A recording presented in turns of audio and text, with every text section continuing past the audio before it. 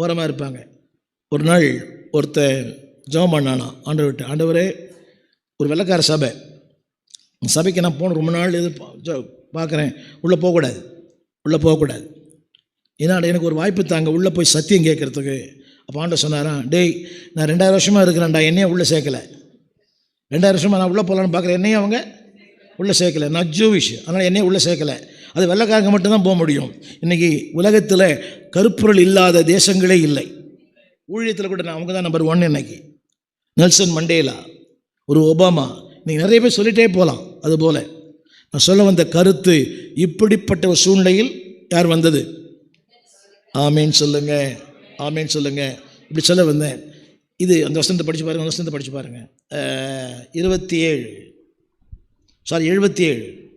நமது தேவனுடைய உருக்கமான இரக்கத்தினாலே அவருடைய ஜனத்துக்கு பாவ மன்னிப்பாகிய ரட்சிப்பை தெரியப்படுத்தவும் அவருக்கு முன்னாக நடந்து போவாய். கவனிங்க, தேவனுடைய அந்த இரக்கத்திற்கும் அந்த ரட்சிப்புக்கும் அந்த பாருங்க, என்ன சொல்லுங்க, தெரிவிக்கவும் சொல்லுங்க, எல்லாரும் சத்தமாக சொல்லுங்க, தெரியப்படுத்தவும். கொஞ்சம் நல்லா கேட்கணும்.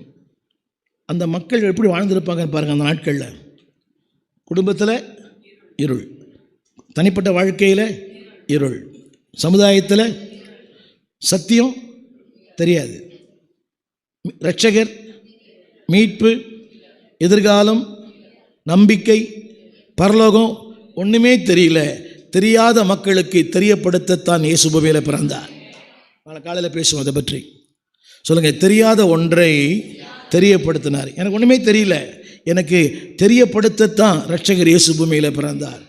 இங்கிலீஷில் போட்டிருப்பேன் சொல்கிறேங்க, மேனிஃபெஸ்டேஷன். தம்பி போடுங்கம்மா, மேனிஃபெஸ்டேஷன். இதை மட்டும் சொல்லி முடிச்சிடுறேன், கொஞ்சம் பெரிய செய்தி இது. ரைட், சொல்லுங்கள். தெரியுமா, ஒன்றை தெரியப்படுத்துவது. ஒன்றை வேகமாக சொல்லி முடிச்சிடுறேன், கவனிங்க.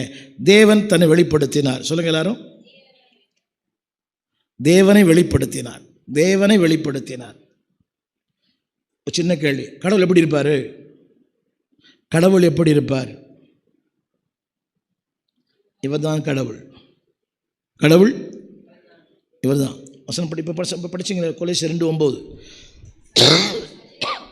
என்னங்க, இன்னொரு முறை